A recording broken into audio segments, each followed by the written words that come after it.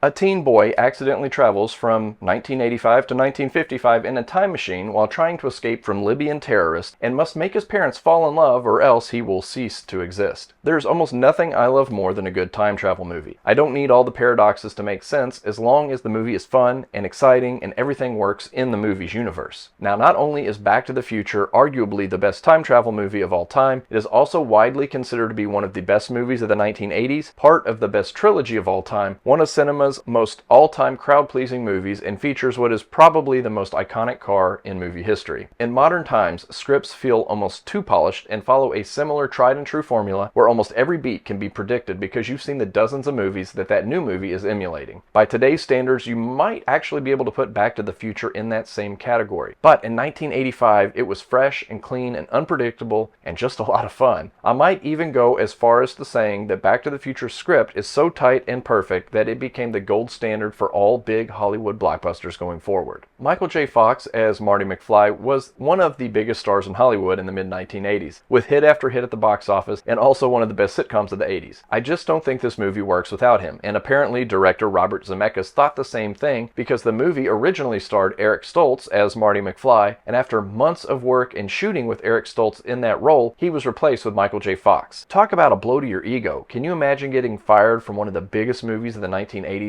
after you were mostly done filming it? But it isn't just Fox's character that makes this movie. It's also his counterpart, mad scientist Doc Brown, played to perfection by Christopher Lloyd, oddball Crispin Glover as Marty's dad, George McFly, Leah Thompson as Marty's love-struck mom, Lorraine, and of course the bully that everyone loves to hate, Biff Tannen, played by Thomas Wilson, who in my opinion is by far the best actor in the bunch. The plot of the movie is completely bonkers. Doc Brown invents a time machine out of a DeLorean, and Marty accidentally goes back in time to when his parents were in high school, and his mother falls in love with him instead of his father, which risk him and his two siblings ceasing to exist. Trying to make a family-friendly movie where a teen boy's mom is trying to make a move on him had to have been a tough sell, but somehow the movie pulls it off and the whole plot is played as very innocent. One thing that surprised me on this millionth rewatch, the first time with my 6-year-old daughter, is that in the 1980s, movies used a whole lot more cuss words than they seem to today. This movie could have easily been PG, but there were a lot of words that bumped it up to PG-13 level, so it's not quite appropriate for all ages. There were also some random choices, like including a shot of the word smegma in graffiti on the school. Why?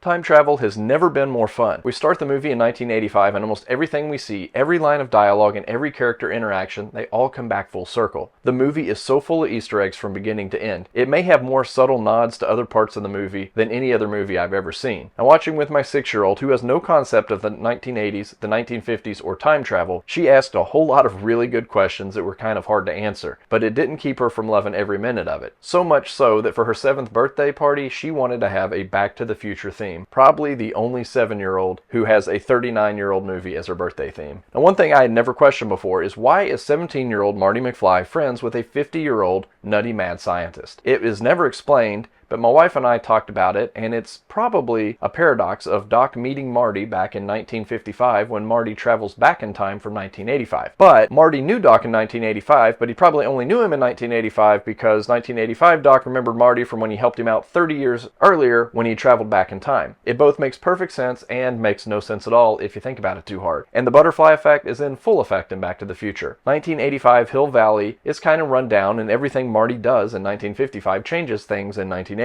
Changes are mostly subtle, and seeing how things change is one of the best parts about watching and rewatching this movie. There are so many fun things in this movie that every time I watch, I feel like I'm seeing something new. When the internet first became a thing, and in the late 1990s, I remember reading on some forum how the name of the mall from the beginning of the movie changed from Twin Pines Mall to Lone Pine Mall because of Marty's actions. I had never noticed before, but it blew my mind. And that's one of about a dozen similar small attentions to detail that make this movie so iconic. Now, while the cast is great, the music is equally as great. The score is by Alan Silvestri, whose name I recognized but I couldn't place. But it turns out he has just about as many iconic scores as John Williams, in both TV and movies. And on top of that, you got Huey Lewis, who makes a cameo, providing one of my all-time favorite movie songs in The Power of Love. Back to the Future nailed everything perfectly. It was a smash hit, made each of its stars household names, made a failed automobile iconic and collectible, and it didn't overstay its welcome. We got that classic trilogy, a short-lived cartoon, a comic book, and a Broadway musical, and a couple of video games. The Back to the Future universe doesn't need to be rebooted. It is perfect as is, and one of the few smash hits that didn't get oversaturated and beat into the ground. Which is saying something because the concept has limitless possibilities. Doc makes comments about maybe going back in time to see the birth of Jesus, or watching the signing of the Declaration of Independence. Both things I would love to see, along with about 1,000 other historical events. But we didn't get any of that in Back to the Future. It all really focuses on the small town of Hill Valley, Marty, his family, and his friends. However, a few years later, we did get to see some more historical events through modern-day time travel in Bill and Ted's Excellent Adventure, another way better than it should be 80s time travel movie. Back to the Future is perfect for all ages, if you don't mind a few cuss words. It's suspenseful and funny, full of rewards if you watch closely, and it's infinitely rewatchable. Back to the Future, in my opinion, is one of the very few perfect movies.